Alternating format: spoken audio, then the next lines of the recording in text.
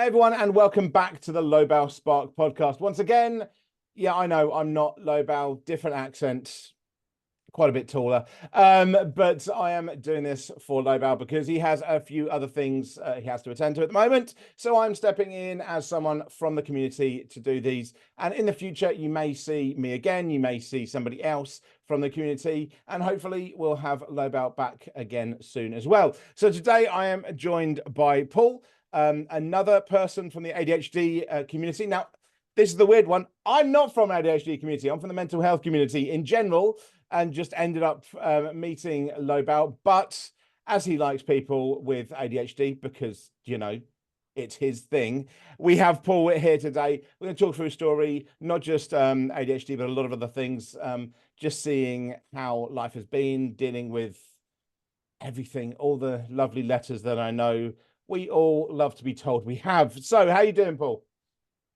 All right, I'm recovering from a minor surgery, so you'll have to forgive my low affect right now. That's fine. That's absolutely fine. I mean, it's midnight for me anyway, so I can just tone it down anyway. So but yeah, as I said, obviously you do have ADHD. You've been told this by someone, and there's a couple of other things. So as Lowball always kind of says, is it's your story, and you can tell it however you want. So just tell us kind of your story. I know when we've had other people on, they sometimes like to talk about their childhood. Some people like to talk about when they got diagnosed, when somebody first told them. Some people just kind of go anywhere in between. But any aspect of your mental health that you'd like to talk about, whether that's just the ADHD, whether that's more than that, whether you think it's important that there's comorbidity and they interact with each other, whatever that is, it's your story. Tell it as however you want. So I only got diagnosed this year, so it's not completely surprising to me, but it's only this year that I knew for sure. I have primarily the predominantly inattentive variant, so I don't really have as many of the hyperactive traits. Yeah. But it's been something that's been present since I've been a kid, and it was either ignored or misdiagnosed a number of times. Um, so I guess the best place to start would be probably when I was a kid. I think it is. Sorry, I was just going to say, I think there can be an importance there because something we notice a lot is late diagnosis. Yeah, But obviously, as you said, you were aware of it before anyone else was. So sorry, Karen. yeah, and I'm in my mid 20s at this point. So some people get diagnosed far later in their 30s, 40s, 50s even, um, and I'm sure even beyond that. But unfortunately, my parents either didn't notice it or didn't want to acknowledge it. So pretty much when I was a kid, I had a lot of trouble paying attention, pretty standard like inattentive traits. Yeah. I had a lot of trouble with that in class, and I would have trouble with that in conversation. Um, I would just kind of like zone out anytime anybody was talking to me, and I'd be off in my own world all the time. Mm. But on the flip side, uh, and this is one of the things that I think should have made it relatively obvious to some of the people that were around when I was young, is that I would hyperfixate on things I was interested in. So if it was a math class or something like that, you couldn't get my attention for maybe even 5 minutes, not even a few minutes usually. Mm. But if somebody brought up like Batman or something when I was a kid, I could, you know, talk about that forever, but I would also work on like projects related to the things I was interested in for really long periods of time. And as I've grown older, um, I can work on something for 24 hours or more straight without stopping for much more than maybe a single drink of water, or if I have to go to the bathroom. Yeah. I'll skip eating because I can usually just continue on even if I'm starving. But Most ADHD thing ever. Oh, I yeah, haven't eaten. Fuck it. Okay. yeah, Yeah. exactly. It's not exactly pressing, like it's uncomfortable, but you just kind of ignore it after a while. Yeah. And so I'll end up working on whether it's like a writing project or I'm making a mod for a game that I used to like, or anything that it is that I'm really interested in, I can work on for very long stretches of time, well beyond like full-time hours, Yeah. without really needing much break. And um, that's something that has been present my entire life. Obviously, when I was a kid, my parents wouldn't let me stay up long enough to do a 24-hour stint, but um, if there was something that I was interested in, it would be impossible to peel me away from it. And on the flip side of that, though, even for things that you're interested in, um, the ability to initialize an activity is diminished. Yeah. So even if it's something I'm interested in, if it requires some degree of effort, it's not that I'm lazy or not that I don't want to work on it, but I'll often have difficulty getting started on it. Even though once I do start, then I'm Yeah. just going to be off. There's nothing you can do to stop me from continuing to do it. Yeah. And this was something they saw a lot when I was a kid in school. Is if it was a subject I was interested in, then um, I'd get to work on it, and uh, it would take time to get me to start. Like the momentum was hard to build, but once it was there, once you got past that inertia, then, like I said, you just couldn't stop it. Yeah.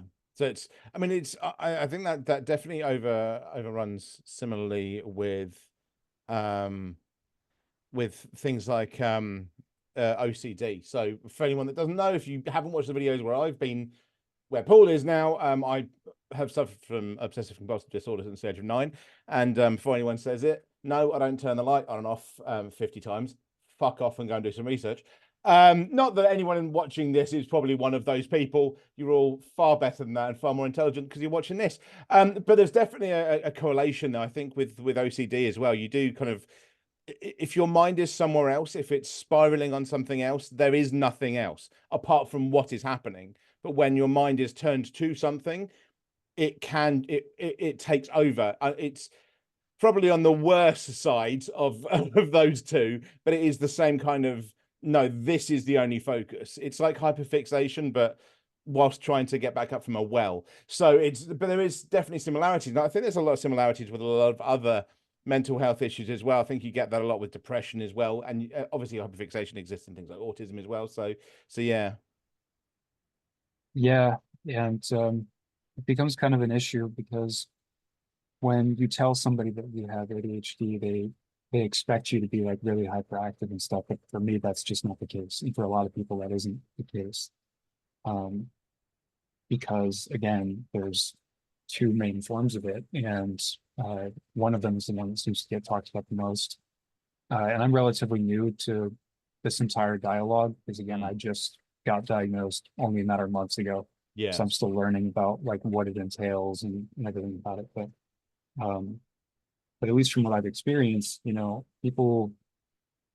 people assumed when I was a kid that I was either unmotivated or that I was just straight up lazy, which didn't line up with my work ethic on things that I was passionate about.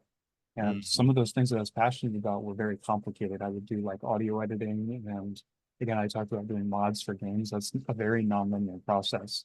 And you have to spend a lot of time to figure out how to do those types of things correctly. Um, so on the one hand, I would be performing terribly in school. I'd have like a barely passing grade, if that, most of the time. And then I'd come home and I'd find something to do, like an art project, and I'd be doing that from the time I got home to the time I went to sleep. And usually I'd try to continue working on it past the time I was meant to be sleeping. So more often than not, I'd be losing sleep, um, which is also a problem now. I have a terrible sleep cycle because I get so invested in whatever I'm doing that I just neglect to eat and to drink water and to sleep. Yeah, yeah. Sleep is a nasty word. I don't really do sleep either. Sleep is you know, 4 to 6 hours is a laying. So It's terrible for me because I've never had much sleep my entire life. I didn't get more than about nine, or I didn't get more than about 4 hours until I was 9 years old, mm, according to my parents at least. It's not that I didn't get the full 8 hours of sleep each night, but I didn't get a continuous. 8 hours. I only got like up to 4 hours, and then I'd wake up. I used to have night terrors when I was a kid, which I don't have anymore, but it was an indicator for anxiety, which I did later turn out to have generalized anxiety disorder. And um, and yeah, so sleep is not something I do very much. No, Probably should. I think that's yeah. I mean, and I'd be a hypocrite to say anything else because I mean, 4 hours is the average night that I sleep as well. But that again, Mhm. that's always been the case for me. But I sleep very deep, but it's only 4 hours. So it's the weirdest thing. I remember falling asleep around someone's house once, when we were watching something or something. I fell asleep for 10 minutes. I woke up and apologized to them. I was like, "Oh, I'm so sorry. I shouldn't have slept that long." And they were like, "Dude, you've been asleep for 10 minutes." I was like, "Oh, fuck." Like it felt like I've been asleep for ages. But yeah, I find that a lot. I know Lobau's talked about his time with sleep as well. He finds it difficult, and so I think yeah, you're up until 2, 3, 4 o'clock in the morning. I mean, it's like I say, it's midnight for me. It's what, half 12 at night, and I'm wide awake. It's not like I'm going to finish this off and go to bed. I'm then going to go and edit this. And like, if anyone's wondering, this goes up tomorrow, and I'm doing another podcast with Paul after this, which means I'm doing both of these, editing them, making the thumbnails, doing the description, everything tonight because I'm wide awake. So it's just kind of how it kind of feels better like that. It's weird. And by the way, I don't know if you've noticed there's weird lighting going on with your camera. I don't know if that's a Yeah, ongoing it's thing, but depends on seemingly where I lean. I'm not really sure. it's On one of my end those. right now, It's it it looks just it just wants to be a pain. yeah. Yeah. See, this is why you have the phone. But so yeah. I mean, you talked about generalized anxiety disorder there as well. Have you found that there's been more things that you've kind of discovered or that have kind of been that comorbidity with the ADHD when it came along, or was it just a kind of domino effect of like, oh yeah, I've got that, so fuck, I've got that as well, and yeah, okay, yeah, that's happened as well. Like, has it been a kind of boom, boom, boom, boom, or is it just the kind of okay, this pretty much explains it all with a bit of anxiety, you know? So I've known I've had anxiety since I was about 9 or 10, I think, Mhm. something around there. Yeah. I got diagnosed because I've been having those panic attacks at night. And before that, when I was a toddler, I had separation anxiety, which separation anxiety disorder, I believe. Because a lot of kids obviously have separation anxiety, but there's a Yeah. certain like normal threshold or range for that. Whereas I would have like full blown panic attacks when my parents would drop me off at preschool, Mm. and it would take 20 minutes to get me to like come down from it. And they had to really adjust, like the teachers and my parents had to adjust the drop off process to be able to do it effectively without, sending me into a panic attack, um, or to manage it when it did happen. Mm. And so later on, when I had panic attacks at night, and I had like practically like episodes of psychosis, I feel like I remember hallucinating, but I don't think that was ever something that was um, officially recognized when I was young. I Yeah. don't have that problem anymore, but I would basically have nightmares while I was awake. And so from there, they ended up discovering later that I had generalized anxiety, which was in addition to the night terrors, of course, but it helped kind of tip them off to it. Yeah. And I had a lot of social anxiety when I was a kid, and I would have anxiety attacks quite regularly about things that obviously weren't normal at the time. So I'm a little scattered right now because I'm still That's recovering. It's absolutely Uh, fine. I mean, yeah, with anxiety, and obviously with anyone that's wondering, because I know some people get confused about this. With anxiety attacks and panic attacks, they are different. I know some people kind of use them interchangeably. Panic attacks, you think you're going to die. That's what it feels like if you're not used to anything else, because your chest is tight, you're shallow breathing, everything that you're kind of told is bad, intense fear. yeah, all that kind of stuff. That could be pain in your chest because there's some kind of musculoskeletal pain. That's panic attack. Anxiety attack, and that also will last a few minutes. Like it's intense as hell, but it'll be a few minutes, and then you'll either pass out or you'll be okay, and then be okay from passing out. But anxiety attack can literally last for days. Like it's just almost a continuous feeling of dread, which can affect your breathing, but not in the same way. Like it will feel almost like it's constantly shallow, but not in a way that you feel you have to reach for your breath, which is what panic attack is. So there's a constant feeling of dread that is different from a panic attack. So that's ongoing. Like you can function with an anxiety attack. You can't function with a panic attack, even though an anxiety attack, it's like the world is ending. So there is difference for anyone that's wondering, because I know that some people kind of use them interchangeably, think they're the same. There is a difference. So did you find then that anxiety and ADHD kind of went together almost, like the ADHD for sure. would one of them make the other worse, or would they complement, what was the deal there?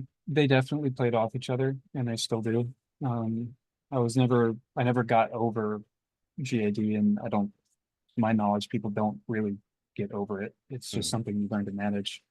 Lobau Spark is proudly supported by Leo Guinan, Kirk Hofstrom, Casey Elliott, Sarah Delano, Justin Allingham, Blushing Crafter, Jamie Young, and Beth Jones. It is now also supported by 14 anonymous supporters. And I understand that completely. I know I can swear and all that kind of shit.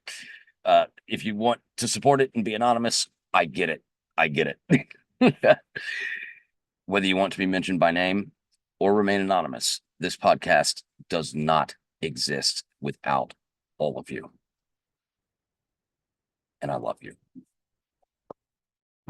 But they would definitely interact when I was a kid. If I had an anxiety attack, panic attacks, not so much, because those are again a much more intense fear reaction, whereas anxiety was a bit more subtle and dependent on, at least for me, it was more dependent on the context I was in.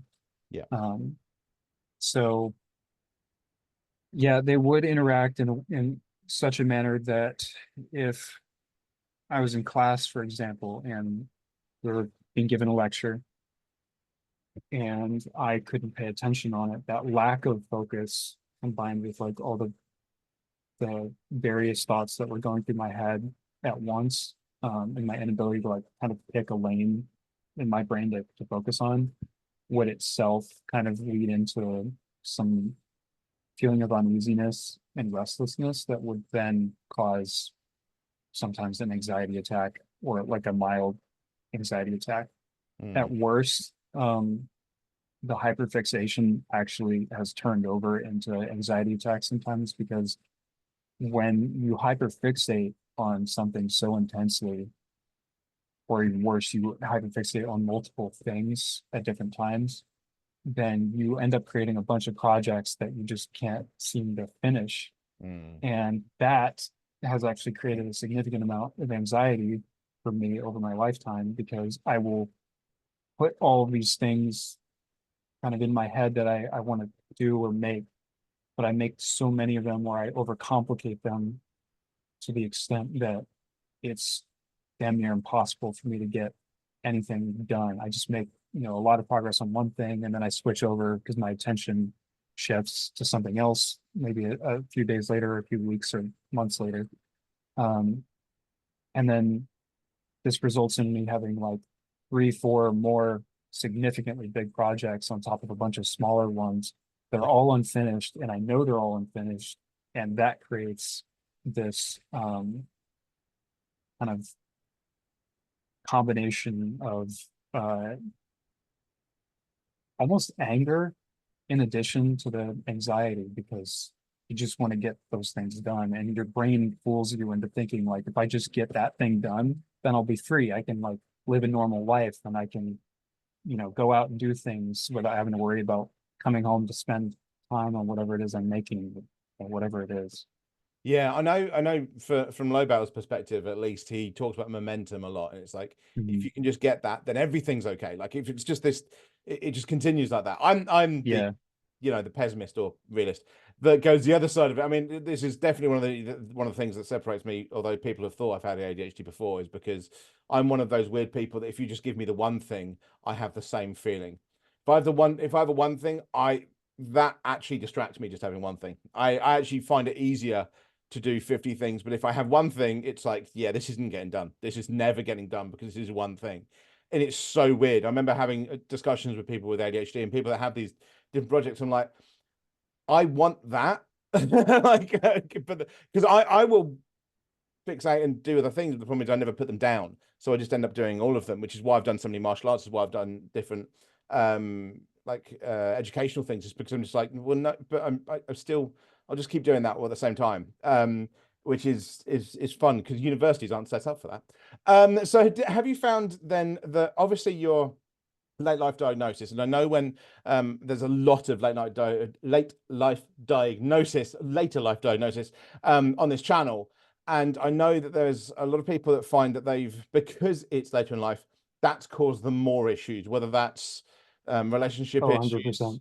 Yeah, I was going to say, what kind of things do you think has come out of that? Because I know that for a lot of people, because you always get from so many people of like, well, what's the point of getting diagnosed? It won't change anything. It's like, actually just knowing can change so much, because if you don't know for sure, you can convince yourself that you're talking bullshit. Even though you're not, there's part of your head that will just go, yeah, but you're just lazy, or whatever it is. Yeah. I'm saying lazy because the ADHD usually get accused of. And so, but once you get the diagnosis, actually it's just like, well, no, look, there's this. It's very important, Yeah. if nothing else emotionally, because again, if you have ADHD, then there's a very good chance that people have told you you're unmotivated or lazy. You're not going to amount to anything, X and Y, so for me, it did make a big difference to know. Because the American healthcare system is a steaming pile, I can't actually get medicated for it currently. It's just not something it's a paperwork issue, and a financial issue. So even though I've been diagnosed and I could theoretically be prescribed medication, I'm unable to access it currently. But even though I can't be medicated for it, knowing right now has made a really, really big difference for my mental health, because when I was a kid and I would struggle in school with my attention, it would result in really bad grades. And my parents and my teachers, some of my teachers, would tell me those types of things like, you're lazy, and you internalize that over a long time.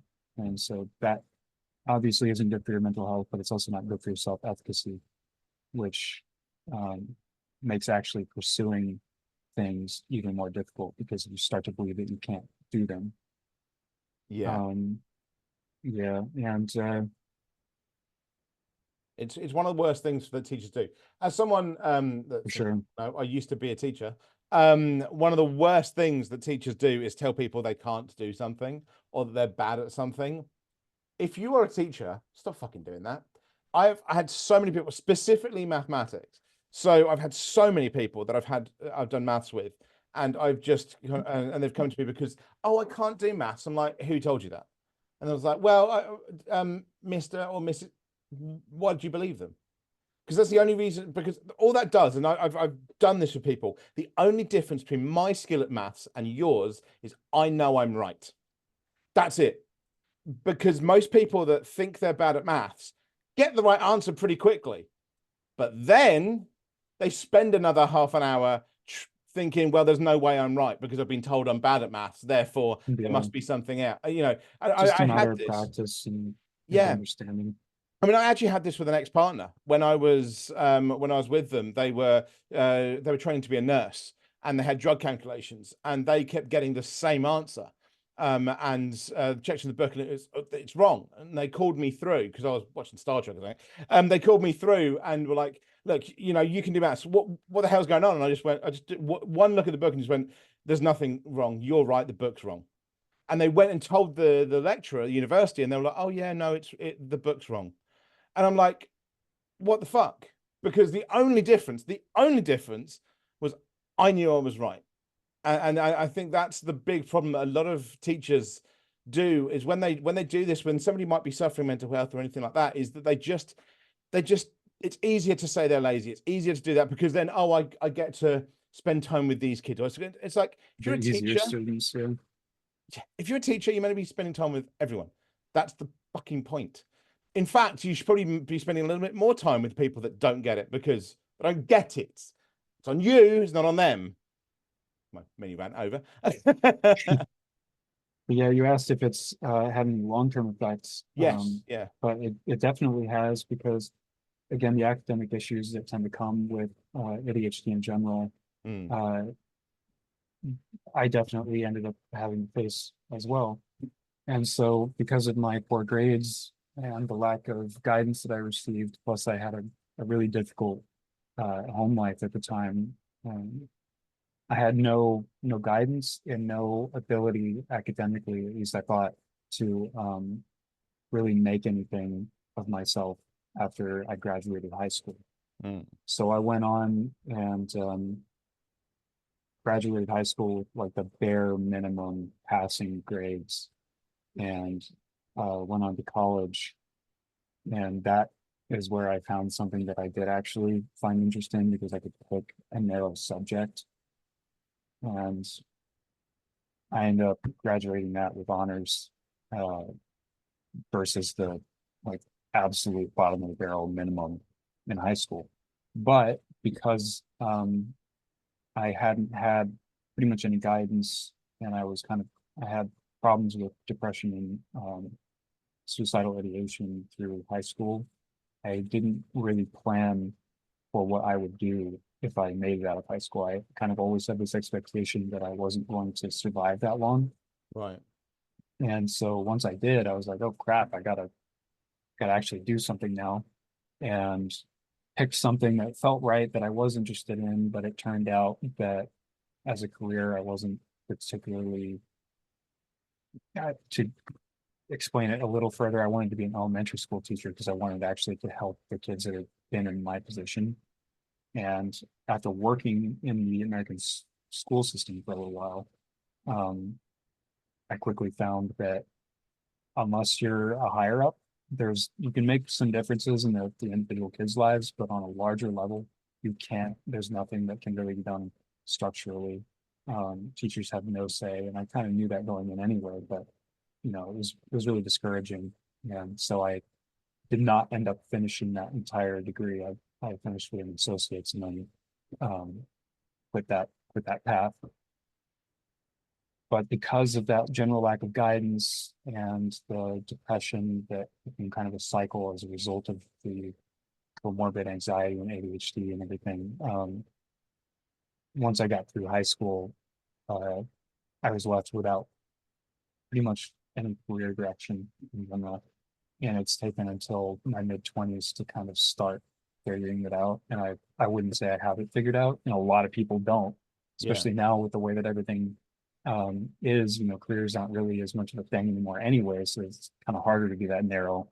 But absolutely. Yeah. I mean, the amount of times, granted, I am older than you, but the amount of times I have the comment to me of like, what haven't you done? Because like you say, careers on a thing. I've been a teacher, I've been a martial arts and self-defense instructor, I have been I've worked in security, I have worked as a chef, but the thing is that I didn't do those for like, these are, I think people kind of think, oh, you did them for like 2 weeks. Like, no, I spent like 2 years in these professions or more. I mean, self-defense and martial arts been doing as an instructor for several years now, still do it when people ask. But as you say, career isn't really the thing. So you sometimes will just go, well, I can do this and I can do this and I can do this, because you're trying to find yourself, you're trying to pick up the skills as well. And I think, yeah, it is strange. I think for people younger, they from my perspective, people younger kind of go,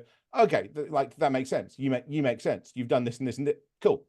To older people looking down, it's just like, just do one thing. It's like, that's it's not how it works. It's just you don't, even if you're the best employee at a certain place, at some point you want to move because there's more money somewhere else, or you have Yeah. aspirations of doing something better, or there's so many different things and reasons you might move on to do something else. I mean, I worked at a university. I had no plans in working for a university. I worked for a university at one point. Then I've done voiceover, and if anyone hasn't noticed, I do sound a little bit radio when I want to.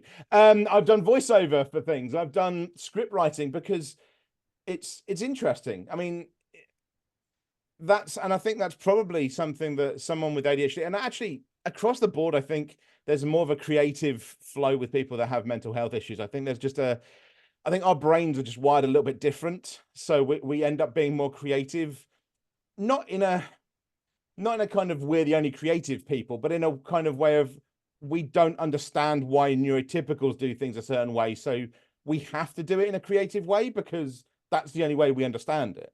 Yeah.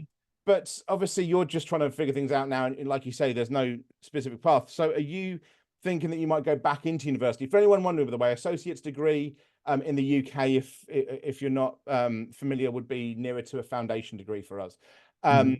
And so are you thinking you might go back into it and do it somewhere else, or maybe go into something different, or you said about game designs and things like that? So and also, sorry, to follow up as well, I was going to say, because you mentioned depression, things like that, do you think that the fact that you didn't have a diagnosis also played into the fact that you suffered these things? Absolutely, because my parents not knowing what I had obviously wasn't helpful because there was no ability to get therapy or medication for anything. They did recognize that I had anxiety, but that's because it was staring them in the face. Yeah. There was no way for them to ignore it because I would get up in the middle of the night when I was 6 years old, become screaming in the room because I thought there was something trying to kill me. And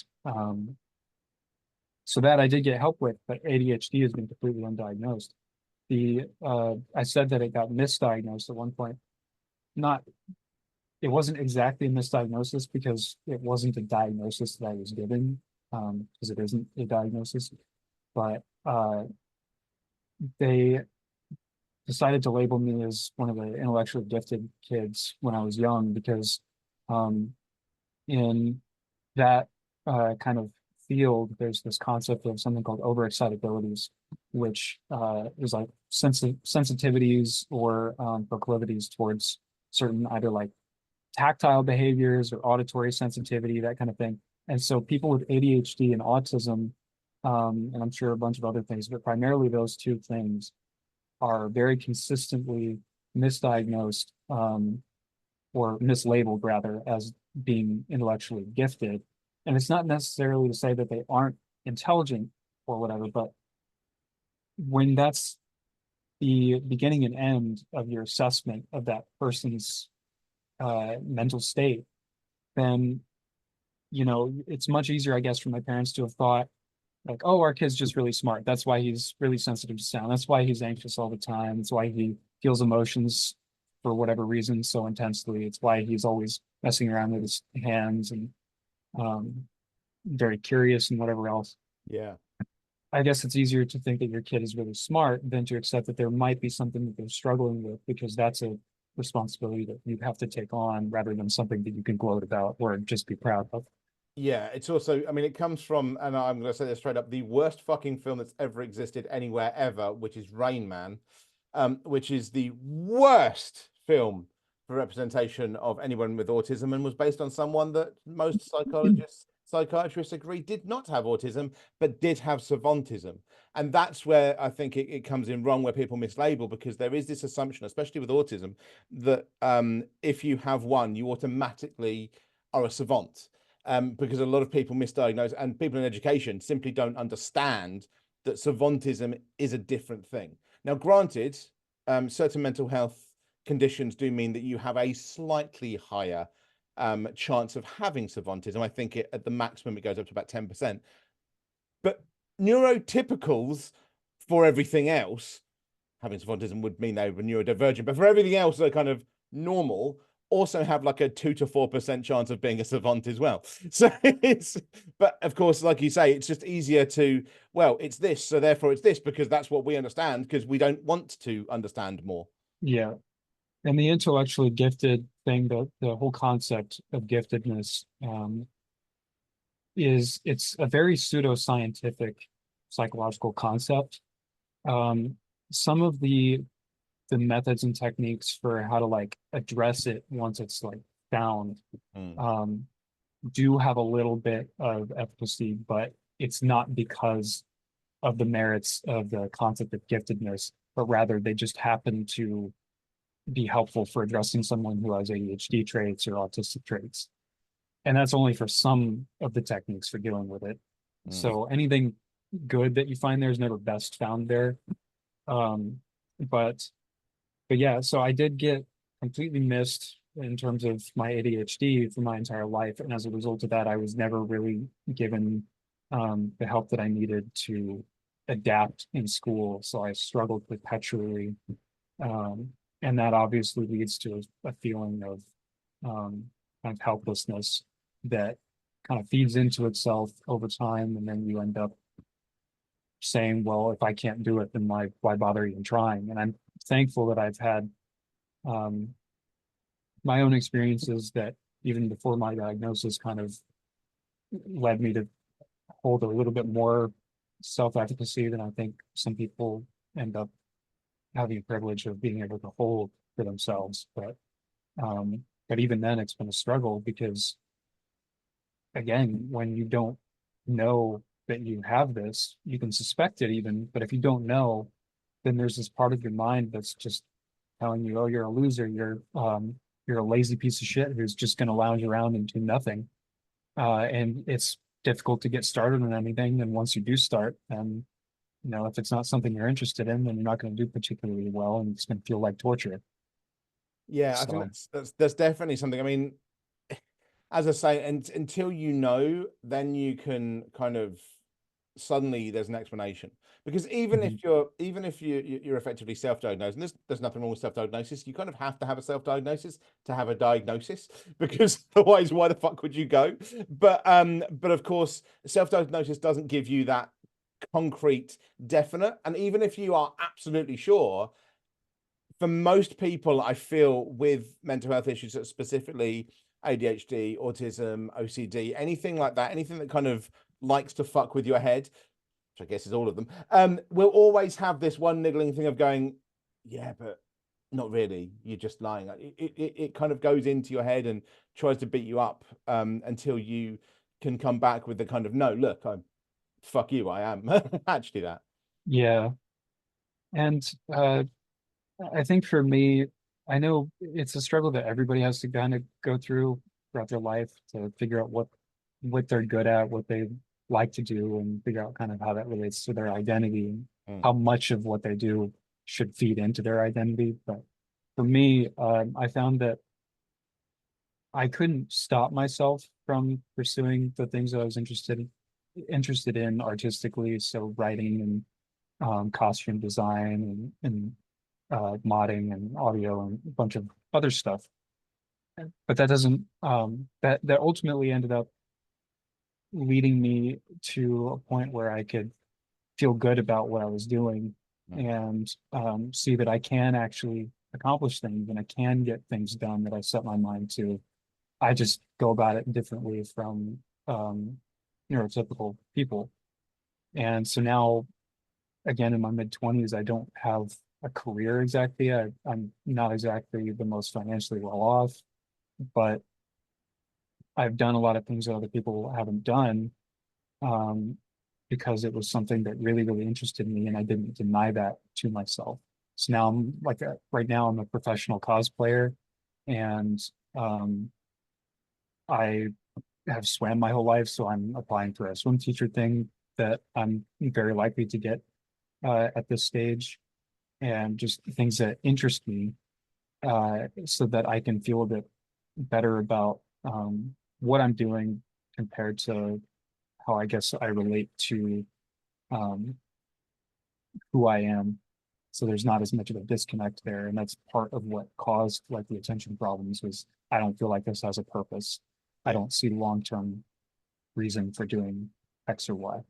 Yeah, I Lobel says that a lot as well. It's why he had issues at school. It's like, well, give me a reason as to why I should even care. Exactly. So, but you just said something there that I want you to expand on. It's got fuck all to do with the mental health. It's just because Lobel himself asked me what this was because he didn't really hear about this, and I explained it, but I don't know if I explained it properly. Can you explain cosplay?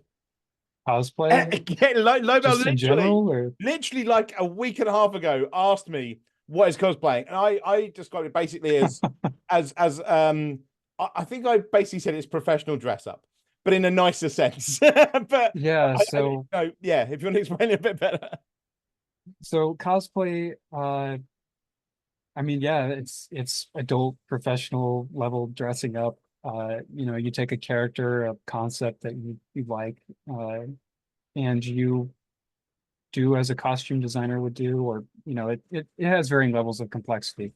So some people will just go online and they'll find a really complicated costume and they'll buy that and they'll call that cosplay. I don't personally really think of that as cosplay. I think that wearing it is technically cosplaying, but you didn't really, it's not your art. So I don't really consider that fully cosplay, not to gatekeep or anything like that. But cosplaying is just, you know, for me, it's I've always really liked the character of Batman. I just mentioned that earlier. So back during the pandemic, I decided, you know what, screw it. I'm going to build a Batman costume and I'm going to do it how I want to, and I'm going to make it, you know, as professionally as I can.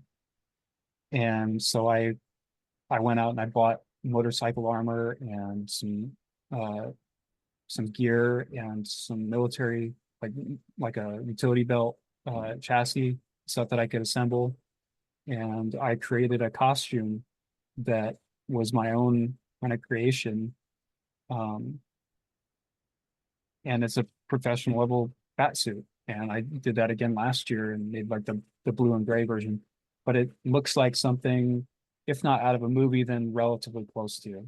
It's kind of hard to get to movie standards depending on what your budget is and everything. But cosplaying is just dressing up as, you know, a character that you like or that you created, and spending some time making the costume to do it. Fair. I think if we looked at the first Batman movie, then you can get to that movie level. Which I think your build probably lends more towards Adam West or to fuck, I forgot his name. The newest Batman, who I don't actually like. But anyway, Pattinson? Pattinson, yeah. I think it was more the film I didn't like than him as Batman, actually. Interesting. But then again, there's a Conversation for another time. there's a whole actually I've made the point before that there's the biggest thing DC should always do is play more into the multiverse, which I kind of guess is what they were doing. So it's more the universe that they were in, that it was set, that I disliked more than anything else. Anyway, that's one for the geeks that actually understand DC and multiverses. But anyway, you mentioned about depression and suicidal ideation. So has that not gone away, but has part of that been alleviated by the fact of diagnosis, understanding yourself, or just being able to go, you know what, I don't want to say quit, but just kind of go, I can not have to fucking do this bullshit anymore that I'm expected to do? Like, has that been part of it, or is it something that you think actually this is a chronic ongoing thing? I've had depression since I was an early teenager, possibly before that, undiagnosed. The earliest I would assume, based on what I can gather of, you know, material and journals and stuff like that, is I might have had it since I was about 9. But it really got bad when I was 12 and 13, and then progressed pretty significantly after that. And school and the expectations that my parents had and teachers had definitely played into that, because if you're perpetually letting everyone down around you or feeling like you are, then that doesn't feel good, and it makes you feel like you're inherently flawed in some kind of way, or you're not going anywhere. On top of that, if you have a bad home life, then that can make that situation even worse. I had 2 alcoholic parents, narcissistic mother, you know, a bunch of other issues of that type going on while I was at home. So The diagnosis has helped with that in recent years or this year rather, because now that I know, like I said earlier, now that I know what it is, I know that it's not that I'm inherently, lazy or whatever term you want to use, that people would have called me. And that does help alleviate a bit of the depression because you feel a lot less shame as a result of that. Yeah, you get to tell people to fuck off and believe it yourself. Yeah, and now that I'm an adult too, and I've had time and the money to actually pursue things that I'm interested in, again, the cosplay as an example, I'll regularly go out into the city I live, sometimes with other cosplayers, sometimes by myself, and everybody loves looking at that costume. And I get stopped and asked for pictures so much that I can barely make it down the street in anything under 5 minutes. And to have that validation that this is something I spent a lot of time on, and it's something that I finished and I did well, feels very good. And to know that I have ADHD and that was kind of implicit in the process of creating it, and that it's something I overcame, that feeds back positively into your assessment of yourself. Yeah, it's that artistic endeavor that you've actually been able to achieve. Yeah. I was going to say we've been going for a while here, and there's a few different things we've covered. I think, like, is there anything that you don't feel that we've covered, or that you really wanted to kind of give a tip or trick or anything like that that you'd like to say before we kind of finish off? Because I have got one more question left after that anyway. I would say just generally looking at my own life, try to live by your own rules. Don't let people tell you what kind of person you are. Lazy people don't give a shit that they're lazy. Actually, lazy people do not care.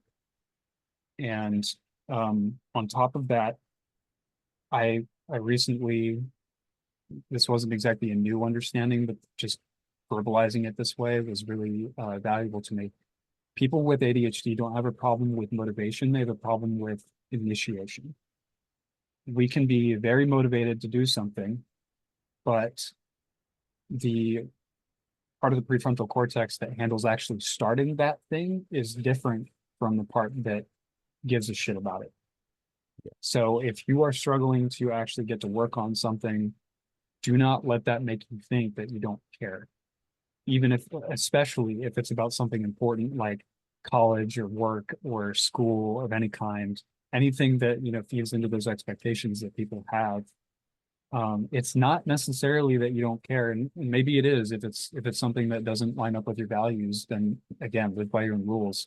But just know that your inability to start something sometimes, or your difficulty with starting it, is not an indication that you don't care about that thing or the effects of that thing. Fair enough. I think that's very true of a lot of people, and that the point about laziness is definitely true. Yeah, why would a lazy person spend any effort caring that they're lazy? I mean, the easiest person to think about there is a hedonist bot in That Futurama. actually just came to mind for me. Yeah, I was gonna say he doesn't give That a exact shit. thing. If anyone calls him lazy, if anyone's like, oh yes, okay, and just has some more Yeah. like he's he give a fuck. So yeah, It's part of who they are, exactly. So and they know that. yeah. The last question, which is one that, because this is not my podcast, this is Lobau's. The question that Lobau always asks at the end is, and this has to be about you. It can't be about somebody else or something that's impacted like that. What are you most proud of about yourself? What are you most proud of? This is a difficult one for pretty much everyone to answer. Currently, I'd have to honestly say, I think I would have to say my costumes. So is it the costumes, or is it that you're... It's what they represent. It's, I love the actual result of it, but I love what they mean to me, that I was able to spend a year or more And I have longer projects by far than those, but I was able to successfully start and finish something that came out really well, that I know came out well because I get validation about it from others who appreciate the art of it. And to me, this is perhaps a little bit silly, but because I've liked Batman my entire life, this particular cosplay it means something different to me. And the character was an inspiration to me when I was a kid, because the character was mentally ill and I didn't know what was wrong with me when I was a kid, but I could relate to, in different ways, of course, but the fact that he was struggling with obviously depression and a bunch of other things. Yeah. And seeing a example of, like, even though it's a fictional character, someone who has that but doesn't let it stop them from being a valuable person meant a lot to me. So growing up and creating this costume that kind of is a symbol to me of all the things that I've gone through and survived, and of the world traveling that I've done and experiences that I've had that remind me superficially of the character because he traveled a lot. It just kind of in a single image to me represents kind of surviving everything and not letting that stop me from doing the things that I like, because it's a very multidisciplinary hobby. I modeled the cowl myself in 3D over a scan of my head, stuff like that. It's, there's tons of different things that go into making it. And Yeah. it can be difficult to pick up a lot of skills when you have ADHD. Because again, just attention and stuff. So that's what it means to me. And that's, I think, why I'm proud of it. Fair enough. I think that definitely fits together, and it's kind of pride in your work and everything else, what you managed to achieve. So, okay, well, thank you so much. Thank you everyone that's been watching as well. I went off in tangents a couple of times there, but I'm not Lobel. But yeah, thank you so much for that. And yeah, out there, if there's anyone that thinks they would like to appear on here as well, or that they know someone, please do let us know in the comments, because we're always looking to, Lobel is always looking to chat to people that are suffering, have just been diagnosed, like Paul, people in the community, because Lobel's mission is basically to speak to everyone on Earth that has ADHD. That's what he wants to do. So if you know anybody, or if you would like to appear yourself, do let us know in the comments below. Thank you so much for joining me, Paul, and thank you everyone out there, and we'll see you again next time. Thanks, everyone.